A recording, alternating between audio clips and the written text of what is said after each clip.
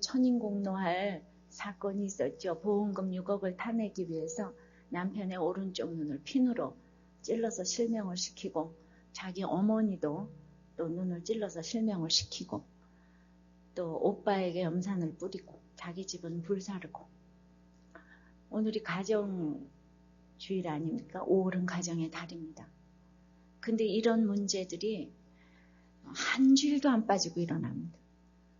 정말 제가 정말 이번 주간에 일어난 일들을 이렇게 늘 하면서 제가 다른 데서 뭘 예화를 가져올 필요가 없을 정도로 늘 이렇게 사건의 연속인 우리나라와 전 세계를 이렇게 봅니다. 미국의 노스캐롤라이나 대학교 사회학 연구팀이 청소년 9,000명을 대상으로 이제 그 설문조사를 했어요. 그랬더니 이제 전체적인 것이 많은데 신앙 안에서 자란 자녀와 그렇지 못한 불신자 가정에서 또 비신앙인 자녀 중에서 자란 가정에서 비교를 해보니까 신앙 안에서 자란 자녀들이 부모의 관계가 월등히 좋다. 부모와의 관계가 월등히 좋다는 그 결론을 얻어냈습니다. 여러 가지 설문조사 중에서 뭐 예를 들어서 커도 엄마처럼 살고 싶으냐 그랬을 때 신앙인 아이들은 훨씬 그 지수가 높았어요. 어머니를 존경하냐? 아주 신앙인 아이들은 월등히 어머니를 존경했습니다. 신앙인 중에서도 아버지는 좀 떨어지더만요. 예, 그리고 또 부모와 함께 지내는 시간이 재미있는가? 이랬을 때 그 어머니와 지내는 시간은 또 월등히 높았어요. 아버지는 좀 밑으로 떨어졌는데 비신앙인은 훨씬 또 더 떨어졌습니다. 자녀의 친구 관계를 알고 있는가? 모든 것이 신앙인 부모들이 월등했어요. 또 매일 온 가족이 함께 저녁 식사를 하는가? 또 스포츠 게임 등 그런 그 가족들의 놀이에 자녀들이 함께 동참하는가? 그건 신앙인도 많지는 않았지만은 신앙인은 44%인데 비신앙인, 불신자들은 13%밖에 안 되는.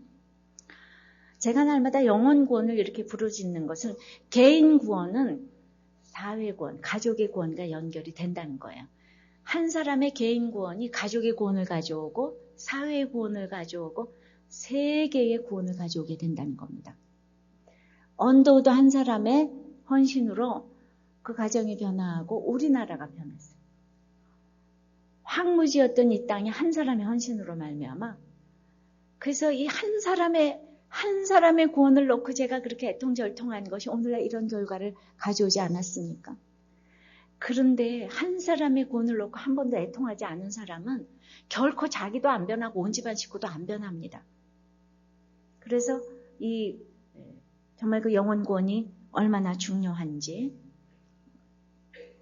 지금까지 여호수아를 쭉 읽어오면서 하나님께서 택한 자녀는 택하지 않은 에서는 세일산을 소유로 주고 끝냈지만은 택한 이런 아브라함, 이삭, 야곱은 이제 애굽에 가서 노예하게 하시고 그 중에서 홍해도 건너게 하시고 요단도 건너게 하시고 또한 아모리 여러 전쟁도 거치고 홍수도 오고 오지만은 그런 사건을 많이 주시지만은 그 사건 가운데에서 하나님께서는 홍해 바다를 건너게 하시고 갈라지게 하시고 요단을 갈라지게 하시고 아모리는 왕보를 보내주셔서 때마다 돕는다 그랬어요.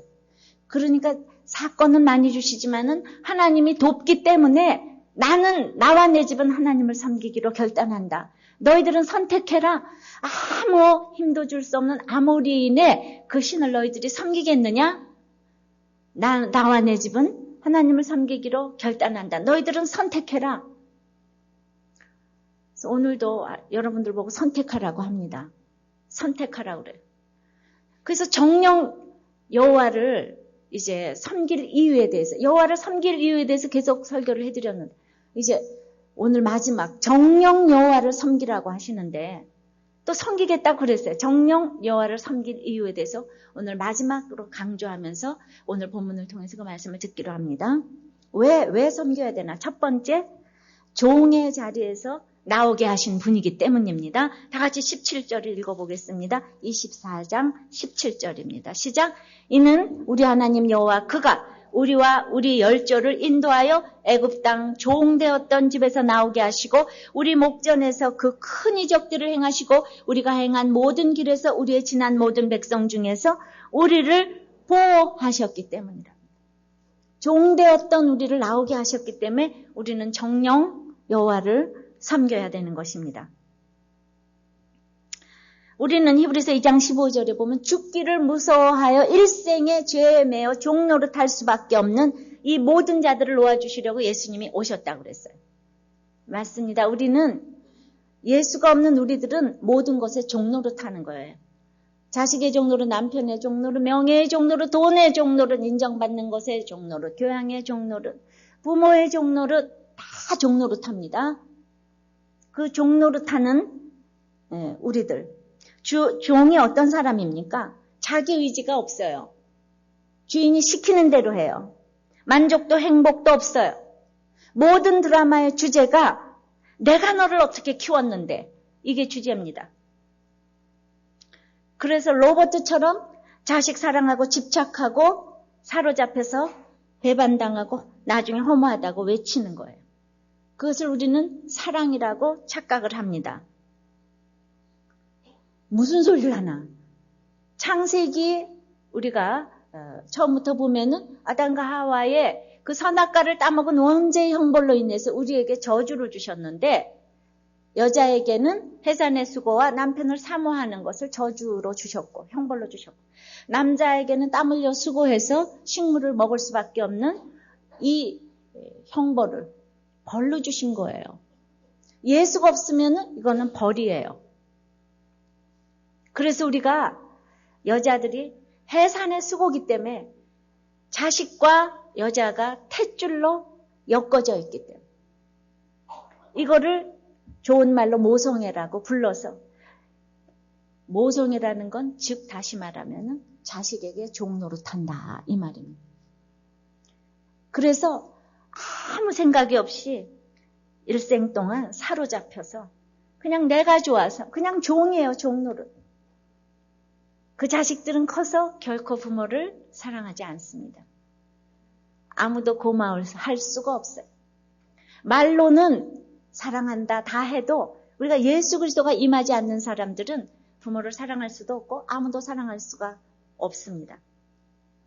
물론 그 모성애라는 것은 하나님께서 우리가 의식하지 않는 가운데 그 무의식적인 하나님의 형상을 우리에게 남겨준 아주 그 밑바닥에 그것이 그 모성애라는 것이 있었기 때문에 예수를 안 믿고도 인류는 이 정도로 지탱돼 가는 겁니다. 그러나 자기가 드러내지 않는 하나님 때문에 그 모성애가 무엇인지를 깨닫지 못하는 사람은 하나님의 형상이 남아 있어도 그걸 알지 못하기 때문에 죽을 수밖에 없는 인생입니다. 심리학자 에릭슨이 히틀러의 어린 시절에 그 전설을 이렇게 보면서 정신학적으로 분석을 했는데 아버지는 아주 난폭하고 어머니는 모성애가 지극한 부모 밑에서 히틀러가 이제 컸어요. 이 어머니는 그렇게 남편의 매질에 시달리면서도 아들을 감쌌어요. 그 아들을 감싼 어머니의 사랑 대단했습니다. 근데 아버지의 난폭함은 이 소년에게 강한 증오심과 살인 충동을 심어주었고 어머니의 그 지극한 인내와 보살핌은 강인한 극기심과 사랑을 심어줬어요. 그런데 이 증오와 사랑이 이렇게 조화를 이루지 못하고 발작을 하는 바람에 온 유럽을 피바다로 물들인 전쟁을 일으키고 말았습니다. 하나님이 없는 모성애는 죄의 결과일 뿐이라는 거예요. 하나님이 없는 난폭함과 하나님이 없는 모성애는 똑같이 죄의 결과라는 것입니다. 우리 가정이 죄로 출발되었기 때문에 잘 살 수 있는 방법은 결코 없습니다. 왜냐하면 우리는 죄가 들어왔을 때 상태를 기억해야 되는데 뱀이 와서 여자를 꼬였고 여자가 남자를 꼬였어요. 그런데 창세기 3장 15절에 보면은 여인의 후손 예수 그리스도는 뱀의 머리를 상하게 하지만은 뱀의 후손은 여인의 후손의 발뒤꿈치를 날마다 상하게 한대요. 여러분들 발뒤꿈치를 날마다 상하게 하는 건 결정적인 게 아니지만 머리를 상하게 하는 건 결정적이잖아요. 사단은 끊임없이 우리의 발뒤꿈치를 상하게 합니다. 우리들 가운데 부부간에 문제가 있고 아무리 문제가 있어도 그거는 발뒤꿈치를 상하게 하는 거예요. 근데 예수님이 와서 이 뱀의 머리를 한번 탁 쳐주시면, 예수 그리스도가 임재하면은 그때부터 이제 소망이 있는 가정인 거예요. 근데 예수 그리스도가 임재하지 않는 가정의 99%도 아니고 100%는 뱀의 사주를 받아서 사는 거예요. 전부 다 뱀의 말을 듣고 사는 거예요. 뱀의 말을 듣고 살기 때문에 100% 멸망할 수밖에 없는 가정이라는 것입니다. 우리는 결혼을 하기 위해서 하나님께서 우리에게 사랑의 호르몬인 테스토스테론이라는 호르몬을 주셨어요. 근데 그 사랑이 아무리 기껏 많이 가봐야 30개월을 못 넘는다는 겁니다. 그래서 올무와 덫이 돼서 그것이 너무 아름다워 보이고 그게 얼마나 나한테 해를 끼치는지를 모르니까 이방 결혼을 하면서 그 채찍과 가시가 된다고 하지 말라고 아무리 얘기를 해도 테스토스테론이라는 사랑의 호르몬에 눈이 멀어서 이렇게 다들 예수를 믿지 않아도 거기 뭐가 환상을 가지고 결혼을 하고 환상을 가지고 사람을 만납니다. 예수가 없는 가정은 살아갈수록 망할 일밖에 없어요. 99%도 아니고 예수가 없는 가정은 100% 망하는 가정. 망할 수밖에 없습니다. 성경이 그랬어요. 사람은 사랑을 할 수가 없어요. 사랑을 만들 수도 지을 수도 없어요. 그냥 돈이 있기 때문에 사랑한다고 착각할 뿐입니다. 돈 떨어져, 병 걸려 하면 사랑의 현주소가 다 나타나게 돼 있어요. 근데 어렸을 때부터 신앙 안에서 자란 그 부모, 자녀들은 그래도 굉장히 관계가 좋다는 그 결론이 나오지 않았습니까? 그런데 이스라엘 사람들은 400년 동안 애굽에서 종노릇을 하다가 그래도 여기를 탈출해야 돼. 그냥 살아봤더니 애굽에 와서 살아봤더니 이건 종노릇이구나. 택한 자녀니까. 그래서 이제 탈출하려고 마음을 먹었어요. 그래서 탈출의 기회를 주었어요. 10가지 재앙을 주었습니다. 10가지 재앙이 오는데도 이스라엘 사람들은 다 탈출하려고 하는데 애굽 사람들은 10가지 재앙이 와도 심지어 자기 맏아들을 죽여도 한 사람도 안 나갑니다. 끄떡없습니다. 피바다가 되고 맏아들이 죽어나가는데도 자기가 가진 부와 이런 이집트의 나일강이 너무나 모든 것을 아직도 해줄 것 같아서 절대로 나오지 못합니다. 우리 친정은 이북에서 14대를 살았다고 그랬어요. 6.25 전쟁이 나도 땅들이 많아서 아무도 못 내려오셨어요. 우리 친정 집안 중에서 제일 벌벌 일 없는 우리 아버지만 내려왔어요.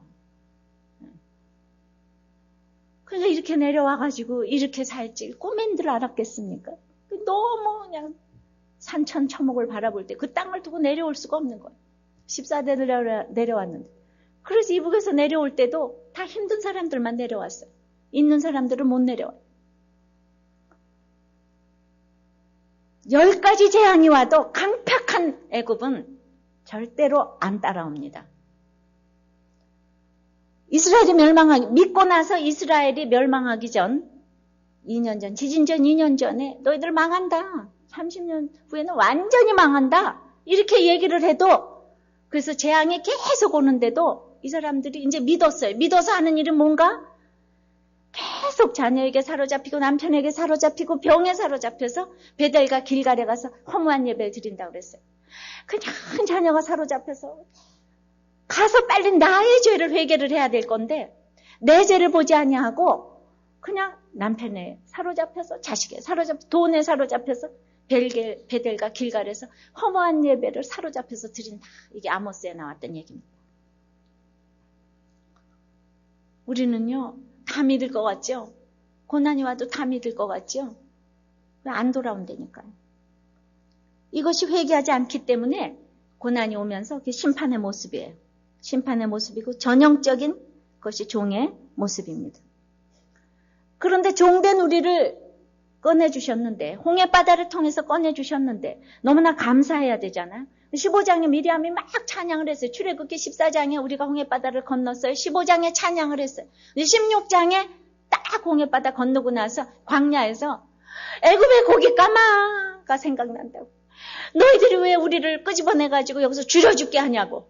금세 불평하는 또 우리들의 모습이에요. 우리가 잘나서 하나님께서 구원해 주신 거 아닙니다. 예수 믿었다고 해도 49대 51, 48대 52 이 정도로 조금씩 달라져 가는 거예요.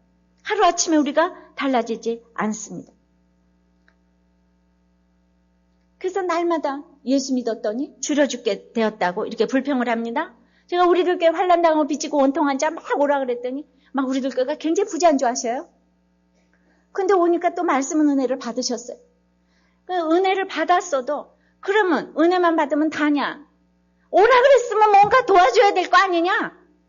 이렇게 생각하시는 분도 있을 거예요. 그걸 돕고 안 돕고 성령님이 하시는 일이잖아요. 사람을 통해서 도와주실 때에 성령님이 그 마음을 움직이셔야 되잖아요. 근데 왜 안 도와주냐? 이러면 안 된다는 거예요. 성령의 음성을 민감하게 들어야 되는데 우린 그냥 떠나면 될 줄 알아요. 아니 이스라엘이 계속 잘 살면 금세 가나안 땅에 들어가야 될 텐데 뭐 하려고 광야에 40년을 두겠어요. 하나님의 계획이 있잖아요. 그래도 저는 환난당하고 빚지고 원통한 자만 오라고 합니다. 하나도 안 도와주면서 카드비 또 하나도 안 갚아주면서 오라 내게 오라. 그런데 이상하게 다 갚아나가더라고요. 잠시 지나면 다 갚아나가더라고요. 어떤 자매도 남편이 이혼하자고 그래서 나는 어디 외국에 이민 가서 애를 데리고 살아야 되겠다. 남편이 하나 돈도 안 준다. 그래서 남편이 바람핀 지 얼마나 됐냐 그랬더니 한 서너 달이요. 이렇게 얘기를 해서 아니 왜 그렇게 돈 벌라고 그러냐. 자기가 남편 마음을 움직여서 남편한테 생활비를 받아야지. 자기가 벌면 얼마나 벌겠다고. 그래서 이분이 자기는 뭐 학원 강사를 하는데 수요일도 못 오고 거긴 강좌가 몇인데 학원 가면 뭐 10만 원 밖에 못 보고 어쩌고 저쩌고 하더니 하여튼 수요 모임 오더니 은혜를 받기 시작했어요. 80만 원짜리 직장 걷어치고 뭐 15만 원짜리 뭐 갔는데 오늘 아침에 들리는 소식에 의하니까 남편이 생활비를 보낸대잖아요. 전혀 안 준다고 그랬다고 그랬단 소리 뭐 하려고 들어야 하나님이 그 마음을 딱 움직이면 줄 건데. 별 걱정도 많아요, 여러분은. 믿음이 좀 있으시기를 바라요. 예. 그러니까 이렇게 징징거리고 울면 안 돼요. 성령님께서 도와주시도록 가만히 있어야지 하나님께서 제가 뭘 잘못 먹었나. 물론 운운하기 져주는 것도 있지만은 자 보세요. 우리가 얼마나 악한지 아십니까? 어떤 사람이 10,000원을 가지고 동네 집집마다 뿌렸어요. 그랬더니 가난한 동네에서 갑자기 10,000원이 들어와서 이거 집어야 될까 말아야 될까. 계속 그러다가 저녁 때 되도록 아무도 안 집어가니까 이제 집었어요. 둘째 날도 또 10,000원씩 뿌렸어요. 또 집을까 말까 하다가 집었어요. 셋째 날도 집었어요. 이러다가 어머 내가 공짜구나. 넷째 날서부터는 막 기뻐서 기다렸어요. 돈이다 돈다발이다 이래가면서 거기에 10,000원이 얼마나 큰 겁니까? 그래서 일주일 내내 기쁨으로 이제 막 기다렸어요. 석주일이 되면서는 이제 완전히 지갑 놓고는 당연히 이제 집어넣는 거예요. 그러다 한 달이 됐을 적에 돈을 딱 끊었어요. 그랬더니 집집마다 나는 왜 안 주냐고. 우리 집만 뺐지. 이래가면서 불평을 하면서 악을 썼다는 얘기 아닙니까? 복음도 똑같아요. 받을까 말까. 너무 좋았다가 그 다음에는 근데 왜 안 줘? 예수 믿었는데 왜 병도 안 고치고 돈도 안 주고 왜 나를 다 안 돕는 거야? 이렇게 되는 이거라. 그러니까 종되었던 그 과거를 생각해봐라. 홍해바다 건넜으면 지금 굶어 죽어도 좋은 거 아니냐? 그런 마음이 있으세요? 뭐가 있어요, 있기는. 하나 대답도 안 하시잖아, 지금. 똑같아, 지금. 왜 우리 집만 안 줘? 다 주는데. 딴 집도 다 안 줬는데 우리 집만 안 줘. 불평을 하시면 안 되는 거예요. 우리에게 왜는 없어요. 두 번째는 질투하기까지 사랑하시는 분이시기 때문입니다. 우리가 19절을 읽겠습니다. 시작. 여호수아가 백성에게 이르되 너희가 여호와를 능히 섬기지 못할 것은 그는 거룩하신 하나님이시요 질투하는 하나님이시니 너희 허물과 죄를 사하지 아니하실 것임이라. 하나님의 은혜를 체험해 놓고 하나님과 동행하겠다고 해놓고서는 금세 전혀 마음대로 살지 못하고 정말 나도 싫은 나 아시죠? 나도 싫은 나. 나는 정말 왜 이렇게 못 걷는 거야? 나는 왜 이렇게 정말 포기를 못하는 거야? 이런 마음들이 우리들에게 다 있습니다.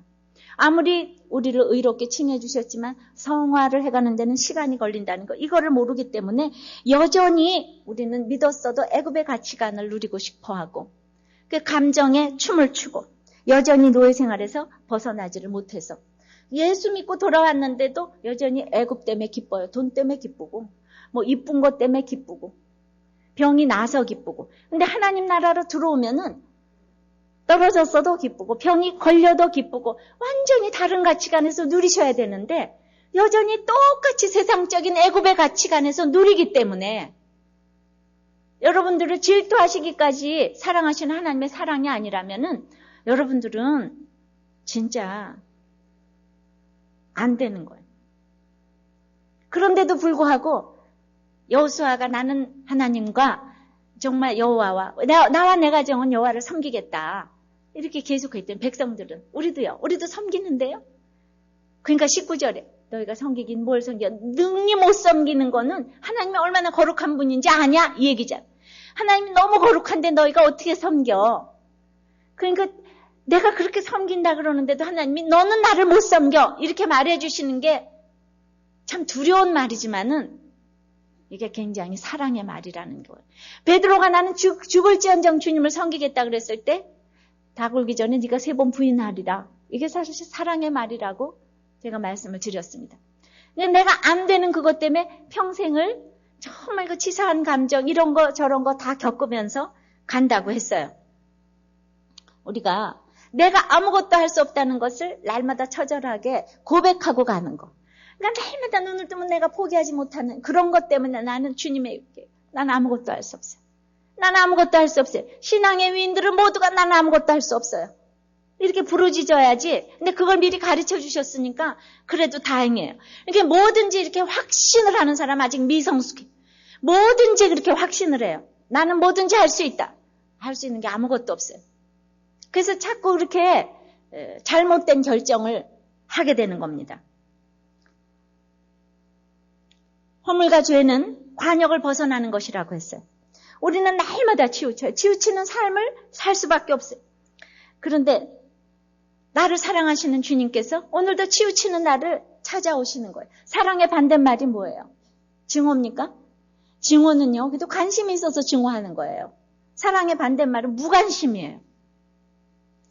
제가 중학교 애들이 담배를 딱 피고 있는데 길을 가다가 쟤네들이 어떻게 저렇게 사람도 어른 보는 앞에서 저렇게 담배를 필 수 있는가? 가서 담배 피지 말라고 그래야지 내가 명색이 목사인데. 그래서 딱 가보니까 애들이 너무 험상궂게 생겼어. 가서 말을 안 해. 내가 아무리 목사라도 난 말 못해요.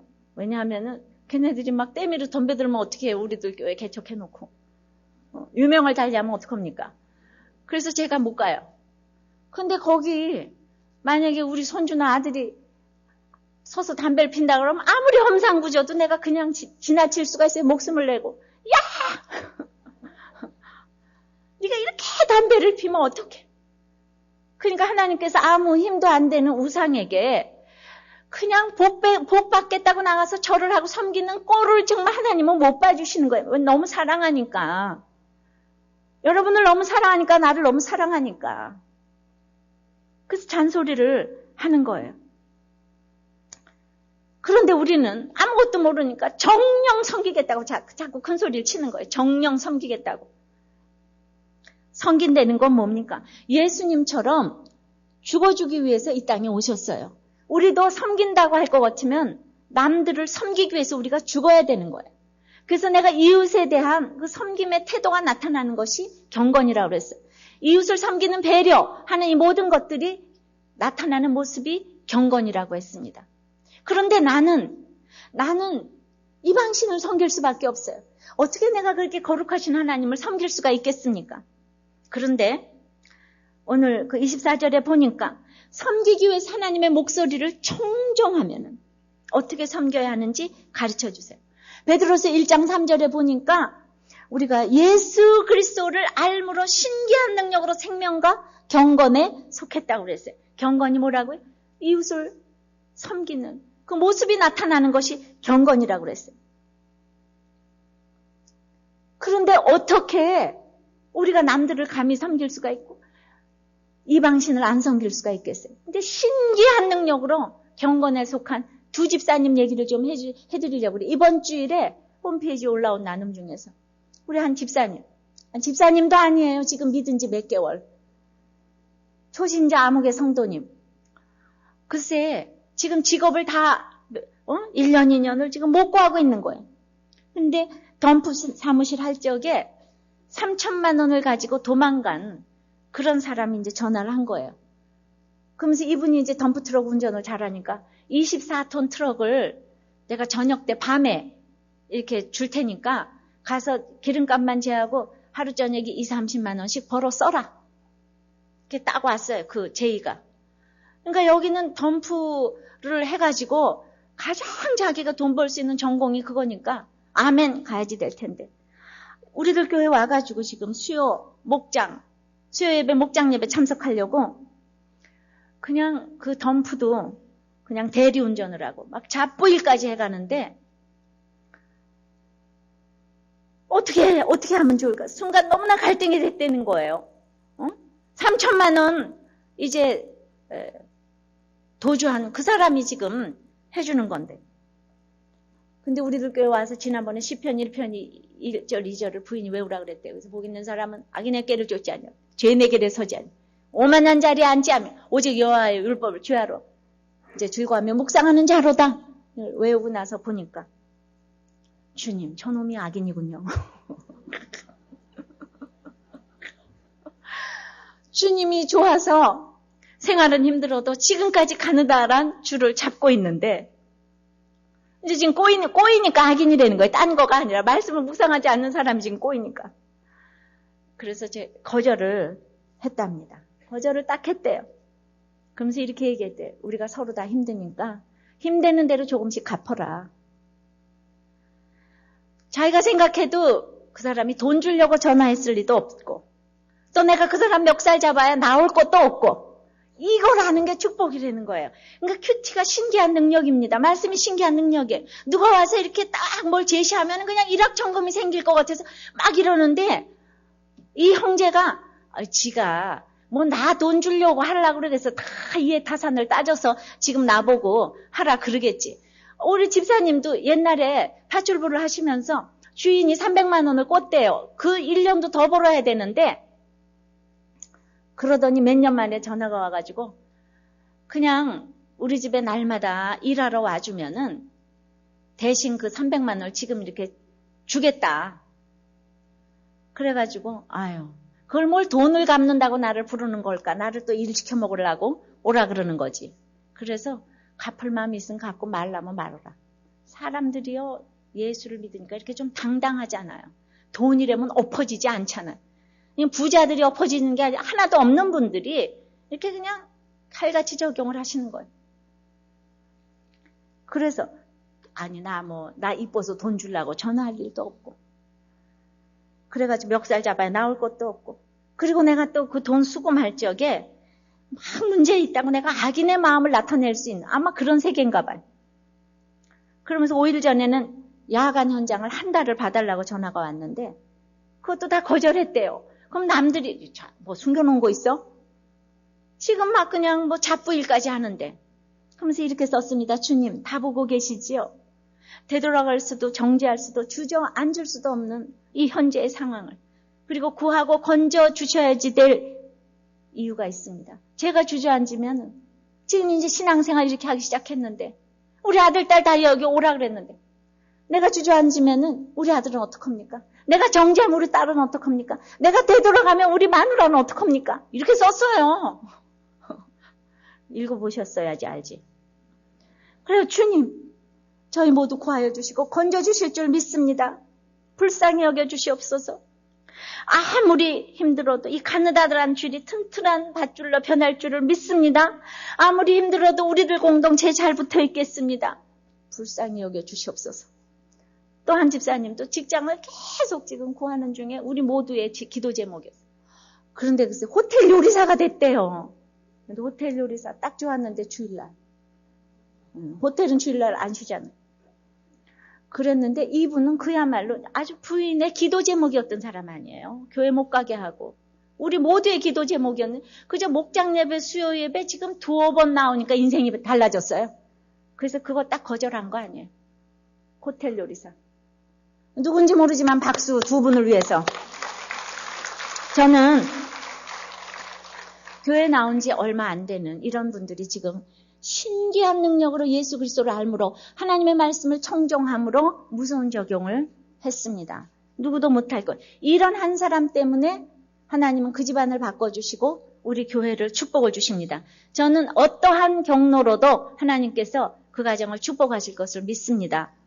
그러나 저는 우리 영국의 다이애나 왕비를 생각해 봤어요. 그 사람은요, 명색이 영국의 개신교, 성공회, 영국이 아주 그냥 이 기독교의 최고의 수장 아닙니까? 성공의 수장 부인이에요, 그 다이애나 왕비. 찰스가 수장이니까. 근데 이혼을 밥 먹듯이 하고. 아들을 2이나 낳은 정말 일반 사람도 이 말씀을 보면 안 해야 될 이혼을 그렇게 하고는 자기가 이 받은 혜택으로 불쌍한 사람들을 도와주겠다. 그래서 불쌍한 사람들을 많이 도왔어요. 많이 도왔지만은 맨 마지막에 아랍의 부자하고 결혼하려다가 교통사고로 막아준 것은 하나님 그래도 아직도 영국을 사랑하기 때문에 모슬렘하고 결혼을 하려고 그랬어요. 영국의 성공의 수장 부인이. 그러니까 한 나라에 지금 믿음의 이런 모든 사람들이 이혼에 대해서 아무렇지도 않게 다 생각을 하는데 적용에 대해서 다 아무렇지도 않게 생각하는데 거기 영국의 로열 패밀리 이혼이 얼마나 많습니까? 근데 로열 패밀리, 기독교 국가라고 부르짖는 거기에 최고의 로열 패밀리도 아무렇지도 않게 생각하는 걸 우리들 교회에서 이렇게 적용을 하니까 그렇다고 밥이 나오냐? 밥이 나옵니다. 떡이 나오냐? 떡이 나옵니다. 이름 없이 빚도 없이 있어도 하나님께서는 다이아나보다 이렇게 적용하신 이분들을 축복하시리라 믿습니다. 얼마나 적용이 무서운지 몰라. 내가 받은 혜택을 나누어주는 거 너무나 좋아요. 그러나 하나님을 섬기는 건 질투하시기까지 하나님을 사랑하시는 그 사랑에 반응하려는 거. 이방인을 섬기지도 절하지도 말고 혼인하지도 말란 그거부터 지키라는 겁니다. 이해되십니까? 세 번째는 우리를 위하여 율례와 법도를 베푸시는 분이시기 때문이에요. 가나안에 왔다고 다 된 것이 아닙니다. 25절을 다 같이 읽습니다. 그날에 여호수아가 세겜에서 백성으로 더불어 언약을 세우고 그들을 위하여 율례와 법도를 베풀었더라. 우리가 말씀을 전할 때 매끈하게 모든 거 다 준비해서 전하면은 그게 베푸는 거가 될까요? 사랑이 없이 아무리 준비를 잘해도 우리 마음에 녹아지지 않은 율례와 법도를 베푼다는 것은 은혜로 마음이 녹아지게 해야 되는 거예요. 내가 부모가 돼서 자식들의 마음이 녹아지게 돼야 돼. 목자가 돼서 모원들의 마음이 녹아지게 해야 돼. 목사가 돼서 설교를 할 때 사랑이 없으면, 영혼관에 대한 관심이 없으면, 사람에 대한 관심이 없다면 결코 그 누구도 변화시킬 수 없습니다. 녹아지질 않아요. 앵무새같이 그냥 외울 뿐이에요. D.L. 무디가 초등학교밖에 안 나온 사람이지만 복음적인 설교로, 영혼을 울리는 설교로 아주 말할 수 없는 이제 금자탑을 쌓은 분이에요. 사방에서 D.L. 무디를 강사로 모셔가려고 그랬어요. 그래서 그분을 모셔오기가 너무 힘들었어요. 그래서 막 준비위원회가 세워진 어느 교회에서 젊은 목회자가 일어나서 무디밖에 강사가 없느냐?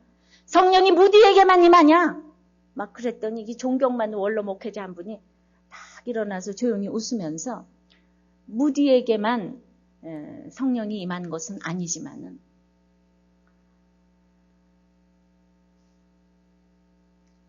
성령께서 이 시대에 무디를 독점하고 계시다는 사실입니다. 이렇게 대답을 했대요.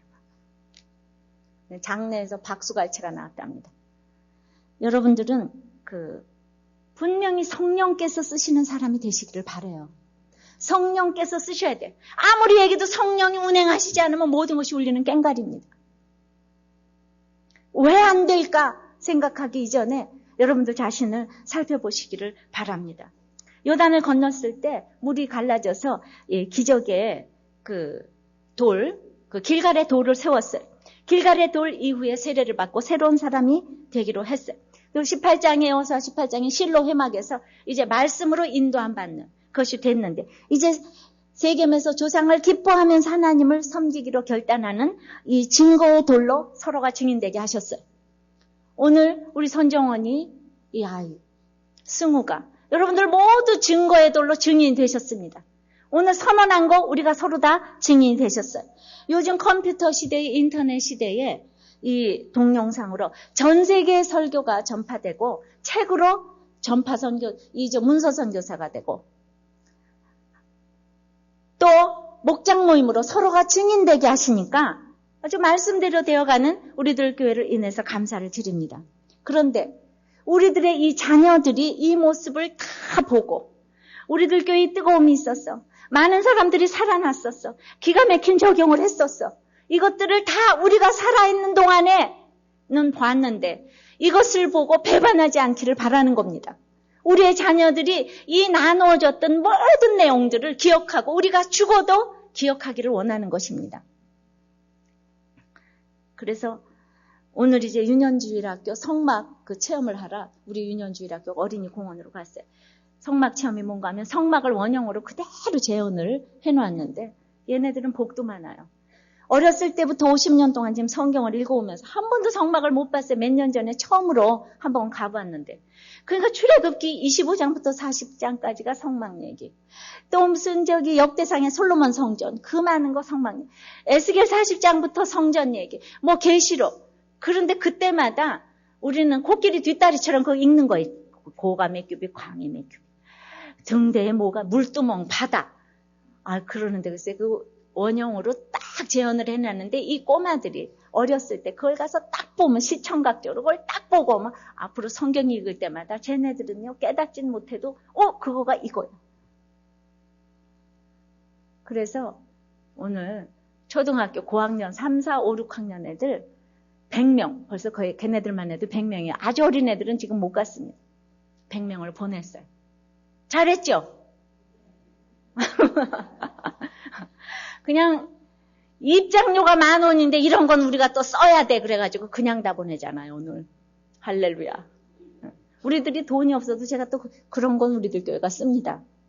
이렇게 그냥 말씀을 기억하라고. 말씀을 기억하라고. 이제 율례와 법도를 베푸는 삶은 무엇인가? 말씀이 젖어 있는 부모가 돼야지 되는데 오늘 19절, 22절, 23절, 26절을 보면은 이제 마지막에는 여호수아가 가로되 여호수아가 백성에게 이르되 여호수아가 가로되 여호수아가 이 모든 말씀을 계속 여호와가 여호수아에게 일러 가라사대 계속 그렇게 나왔는데 이제 마지막에 죽기 직전에 보니까 여호수아가 가로되. 그러니까 성경 말씀을 늘 읽고 있는 사람들은 그냥 얘기해도 그게 다 하나님의 말씀이에요. 그러다 보니까 죽을 때가 되니까 이렇게 여호수아의 말이 그냥 하나님의 말씀이 돼버렸어요. 여호수아의 말이 무슨 대단한 신비의 말이 아니라 오늘 전쟁이 난다 이런 얘기가 아니라 지금 여호수아의 유언은 이스라엘의 역사를 한번 반복한 거예요.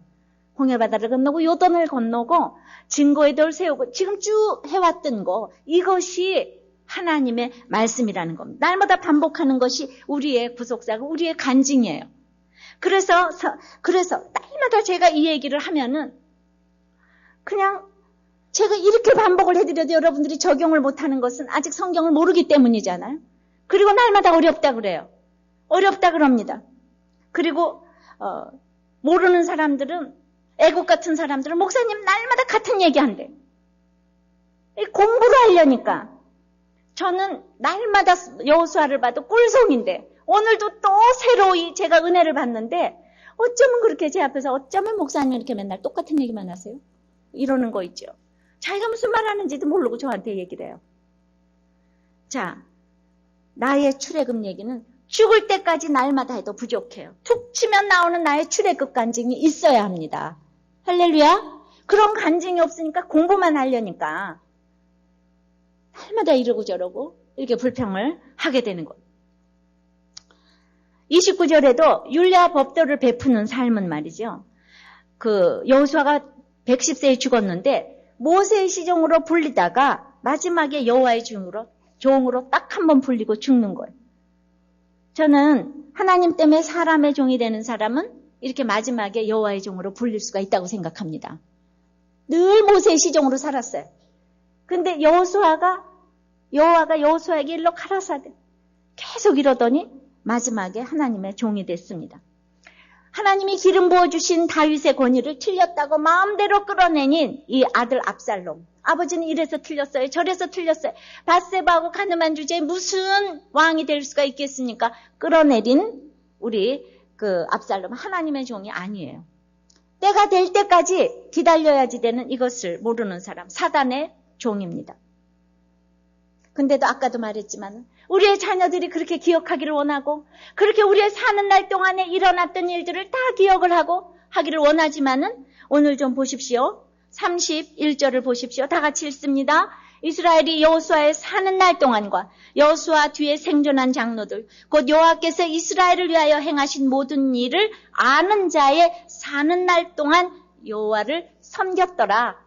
그런데 그 한 페이지를 뒤를 넘어서서 2장 10절 11절을 보겠습니다. 10장 11절 2장 10절 11절입니다. 그 세대 사람도 다 그 열조에게로 돌아갔고 그 후에 일어난 다른 세대는 여호와를 알지 못하며 여호와께서 이스라엘을 위하여 행하신 일도 알지 못하였더라. 이스라엘 자손이 여호와의 목전에 악을 행하여 바알들을 섬기며. 너무 기가 막히지 않습니까? 그렇게 말을 했는데 금세 알지 못한다고 했어요. 그러니까 모태신앙 3, 4대 다 모른다고 그랬어요.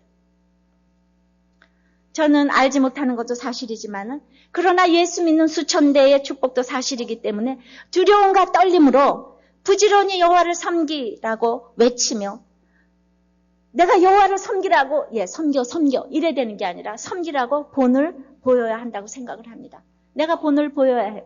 집안에서도 힘든 사람은 다 믿는 사람 차지예요. 사회에서도 힘든 사람은 교회 차지예요. 그래서 우리는 노인 문제를 책임져야 하고 교회가 장애인 문제를 책임져야 하는 거예요. 누구도 하기 싫은 사람 누가 하겠습니까?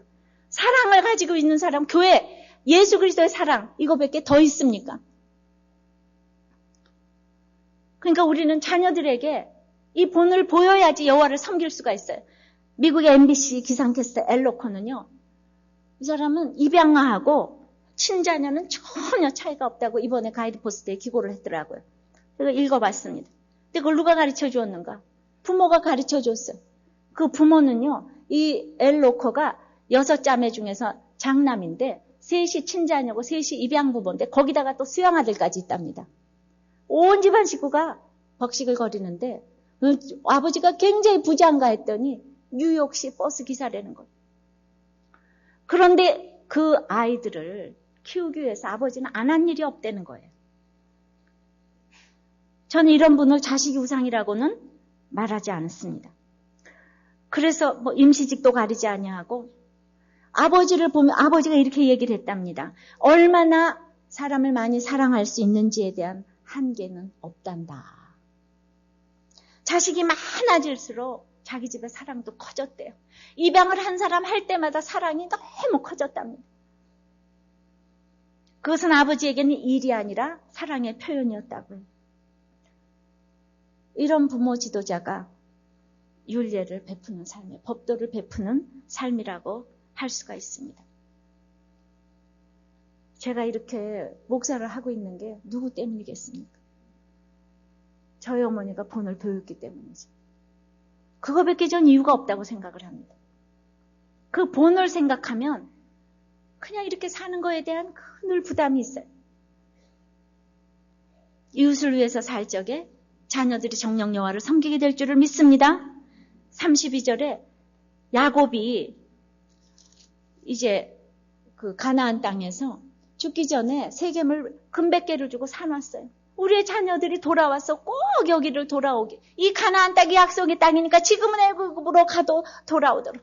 지금은 제가 몰라서 돈 좋아서 애굽으로 갔는데 그래도 돌아오도록. 지금 내가 자녀들은 예수를 안 믿어도 내가 장애우를 돕고 노인 사역을 돕고 정말 교회를 도울 때에 나중에 금 100개를 가지고 그것을 헌신했을 때에 400년이 지나도 나의 자녀들이 이 약속의 땅에 돌아올 것을 믿습니다. 요셉이 와서 총리를 했지만 이 땅에 돌아와서 묻혔어요. 내가 헌신한 그 부분에 자녀가 축복을 받게 되어 있습니다. 믿으십니까? 이것이 율례를 베푼 삶이에요. 세상에 그렇게 떠났을 때하고는 비교도 안 되게 지금 200만 명 이상이 돌아왔잖아요. 우리 엄마 한 사람이 이름 없이 죽었는데 지금 이렇게 많은 사람들을 구원하는 이 통로가 됐습니다. 헛것은 하나도 없어요. 주님 때문에 쓴 것은 헛것이 하나도 없다고 생각합니다. 마지막 33절 읽습니다. 아론의 아들 엘르아살도 죽음에 무리가 그를 그 아들 비느하스가 에브라임 산지에서 받은 산에 장사하였더라. 모세의 시종은 여호수아예요. 여호수아의 시종격은 엘르아살인데 엘르아살은 대제사장이었어요. 대제사장이 높은 사람이에요. 그런데 대제사장 엘르아살은 아론의 아들이기 때문에 유다 땅에 묻혀야지 거기가 제대로 묻히는 거예요. 그런데 여호수아 따라서 에브라임 산지에 장사됩니다. 정령 여호와를 섬겼기 때문에 마지막까지 따라가는 이 대제사장이 있는 것을 보여주는 것 또한 베푸는 삶의 결론이라고 생각을 합니다. 하나님께서는 무언가 율례와 법도를 베푸는 삶의 가시적으로도 보여주는 것이 있다고 믿습니다. 이제 여호수아를 완전히 끝맺으면서 여러분들은 여호와를 정령 섬기기로 결단하십니까? 불신 결혼 안 시키기로 결단하십니까? 나를 종되었던 그 애굽에서 꺼내준 그분에 대해서 감사하십니까? 질투하시기까지 사랑하시는 그 하나님 때문에 내가 주님을 사랑하기로 결단하십니까? 이제 은혜로 율례와 법도를 베푸는 삶이 되기로 결단을 하십니까? 다 같이 기도 제목을 가지고 기도하겠습니다. 다 같이 기도합니다. 하나님 아버지, 내가 무엇이간데 질투하시기까지 사랑하시는 인생이 되었는지, 아버지 애굽에서 죽을 수밖에 없는 나였는데 주님께서 종되었던 나를 인도해 주셨으니 감사합니다. 주님, 참으로 이제 나의 주제를 알고 세상으로 돌아가지 않도록 붙들어 주시옵소서. 주님, 무서운 적용을 하는 것은 내 힘이 아니라 하나님의 말씀을 정정함으로 신기한 능력으로 말미암아 아버지 하나님, 나는 이름도 없고 빚도 없었지만은 다이애나 왕비도 아니지만은 이렇게 한 가지 적용을 하는 것 주님께서 기억하여 주시고 아버지 하나님 축복하여 주시옵길 간절히 원합니다. 주님, 우리가 율례와 법도를 베푸는 말미암아 은혜로 녹아지는 삶을 자녀들에게 보여야 되겠는데 주님, 참으로 그러지 못하여서 나는 여호와를 섬기고 싶지만 주님은 너는 능히 섬기지 못할 것이라고 해주시니 감사합니다. 주님, 그러나 정말 주님을 사랑합니다. 주님을 사랑하기 때문에 이제 어린이 주일 가족을 맞이하여서 내가 참으로 자녀를 사랑하고 자녀들에게 본이 돼야 되겠는데 주님 믿어라고만 하며 하나도 희생이 되지 못한 것들을 용서하여 주시옵시고 참으로 말씀을 통하여서 이제 은혜로 녹아지는, 정말 녹아지는 그런 베푸는 삶을 살 수 있도록 하나님 힘주시옵기를 원하오며 내가 아무것도 할 수 없는 인생인 것을 고백하오니 힘주시고 성령께서 우리에게 두루마기를 입혀주셔서 이 모든 일들을 할 수 있도록 능히 힘주시옵소서. 예수님 이름으로 기도하옵나이다. 아멘.